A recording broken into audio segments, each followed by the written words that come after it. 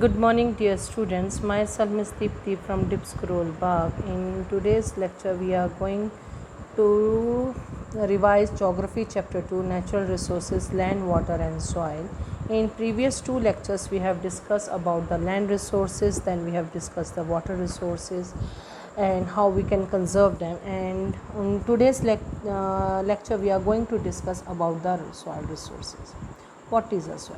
Soil is a loose material on the surface of the earth in which plants grow and roots can grow. Generally, soil include four types of materials: weathering rocks, organic materials, water and air. So the mineral matter in the sand and clay, while the organic material include decayed leaves, dead tissues of organism, mute bacteria and earthworms. So in this paragraph they have discussed what is our soil, what are the main content of the soil and how from where it get it. Rocks on the surface of the earth are broken into small pieces by various agents of weathering.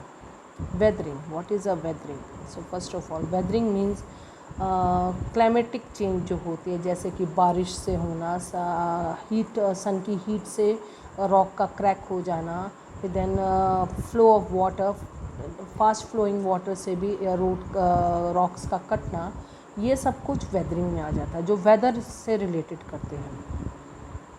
सो जब ये weathering होती है, जो rocks कटती हैं, rocks बनकर वो पत्थर बनते हैं, पत्थरों से वो पेबल्स बनते हैं, एंड देन पेबल से वो small particles of the soil बनते हैं. ये सारी प्रोसेस को हम मेकिंग ऑफ द सॉइल कह देते हैं. तो इसमें है क्या, देखिए. Rocks on the surface of the earth are broken into small pieces of various agents of weathering. Eventually, a thin layer of broken rock fragment may cover the underlying rocks. The upper layer may remain undisturbed over a long period of time. Over a period of time, chemical and organic change led to the formation of soil. Soil बनने के लिए, soil का formation होने के लिए time लगता है. It take time. ये एक दो दिनों में नहीं होता है. रिन्यूएबल रिसोर्सेज है but it take times. So हमें इसको ऑर्गेनिक इसमें जो ज़्यादा टाइम लेता है वो केमिकल एंड ऑर्गेनिक मटेरियल्स होते हैं, चेंजेस जो होते हैं वो सॉइल में चेंज आने में टाइम लेता है. The underlying rocks is called bedrocks and the rocks from the soil is formed are called the parent rocks. So these are the two types of rocks are there which help in the formation of soil. The underlying rocks is called bed soil rock कहते हैं, और जो main rocks है जिससे soil का formation हुआ है उसको हम कहते हैं parental rocks कहते हैं.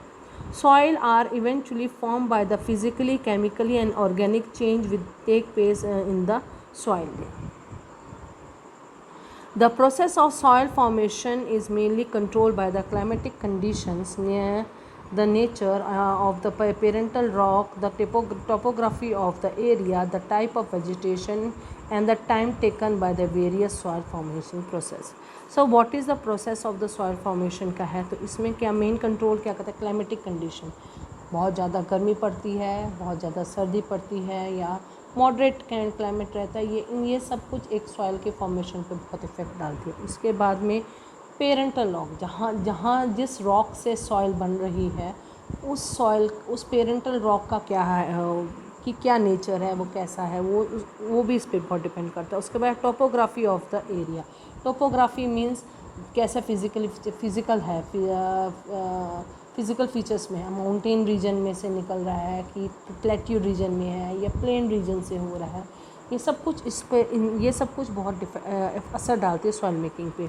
देन उसके बाद में वहाँ पे वेजिटेशन कैसे मिलती है, शर्ब्स है, बुशेस वाला इलाका है या फिर ट्रीज़ वाला इलाका है, जो भी है ये सब वेजिटेशन भी उस पर बहुत असर डालती है. और उसके बाद में सबसे इम्पॉर्टेंट है टाइम टेकिंग. जितना ज़्यादा वो टाइम लेगी सॉइल उतना ही फर्टाइल होती चली जाएगी. So these are the some factor that affect the formation of soil. So first of all, climate is most important factor that is does at it affect the weathering of the rocks and the nature of the vegetation and moisture in the soil. Climate, बारिश वाला मौसम में सकता है. Soil अगर rock parental rock जो है वो ऐसे एरिया में है जहाँ पे बहुत ज़्यादा बारिश हो रही है तो उस सॉइल में वाटर कंटेंट ज़्यादा होगा. ड्राई रीजन में से सॉइल रॉक से सॉइल बन रही है तो वहाँ पे ड्राई सॉइल बहुत ड्राई होगी. तो ये क्लाइमेटिक कंडीशंस किसी एरिया की वो उस पर बहुत ज़्यादा इफ़ेक्ट डालती है. फिर उसके बाद में आती है formation is slow process and it may takes thousand of year to even years to form even in a thin layer of the soil. As soil developed, it forms layers which are called horizons.